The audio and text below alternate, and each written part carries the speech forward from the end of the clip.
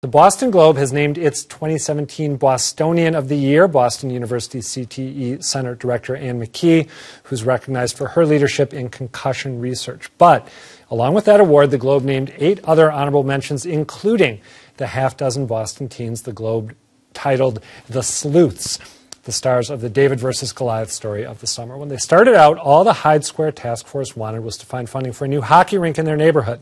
But what they ended up uncovering was a 2-decade-old agreement with the owners of the Boston Garden, now the TD Garden, in which they promised to hold 3 fundraisers a year for the community, but they never did.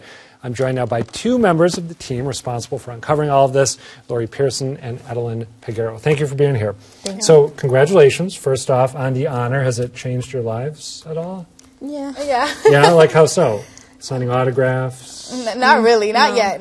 But. Hearing a lot of recognition from people at school, teachers, just being recognized for the work that we've been doing. Very cool.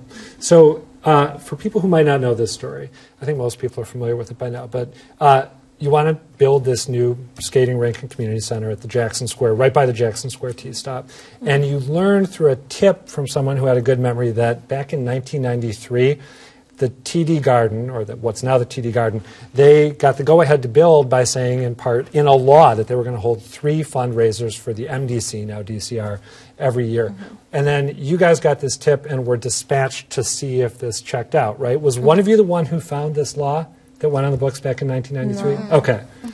So who gets credit for actually finding it, do you know? So it's a neighborhood activist. What's his name?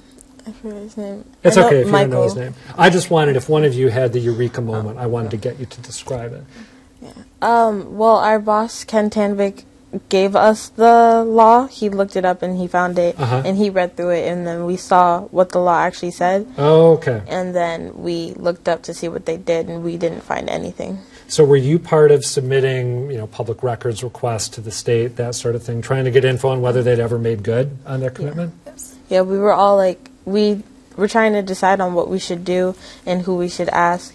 And after trying to reach out to the TD Garden officials themselves and DCR and not hearing anything, we decided to file a public records. And you went to the Globe, right, and got this thing public, which was very smart. What kind of response did you get or not get when you tried to contact the Garden and the state? So at first when we contacted the Garden, they weren't really paying attention to us. But I feel like it was mainly because we were teens. They were like, we could just brush them off. But when we actually went into the media and they saw how much effect it was doing out in TD Garden, that's when they actually tried reaching out to us, and that's when Amy Latimer wanted a meeting with us. So it was Did you end up sitting down with her ultimately? Yeah. Actually, we did. She came into Hyde Square Task Force, and we had a meeting.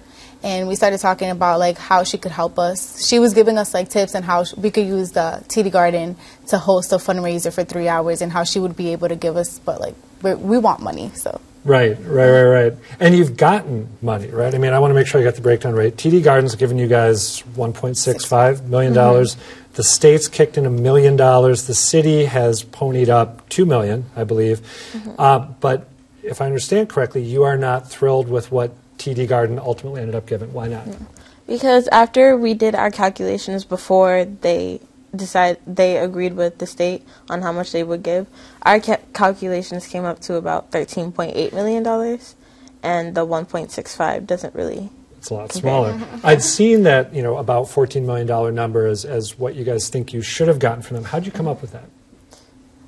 Okay. Yeah. Well, we asked someone who worked in fundraising events for a conservative number on how much TD Garden could raise in one event. And then we multiplied that by the 3 events that they should have every year, and then by 24 for the years that they should have been holding the fundraising events.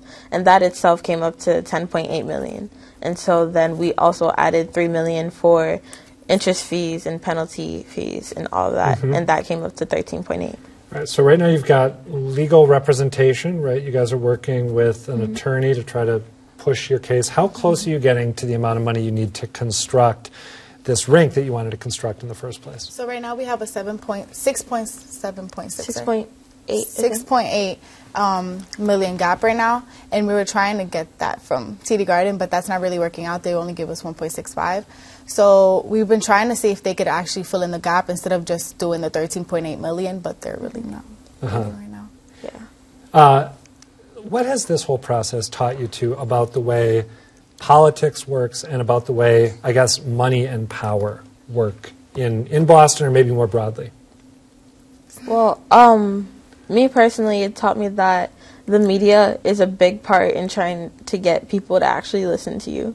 Because without the media, the state and Amy Latimer wouldn't have ever met with us and asked to have a meeting with us.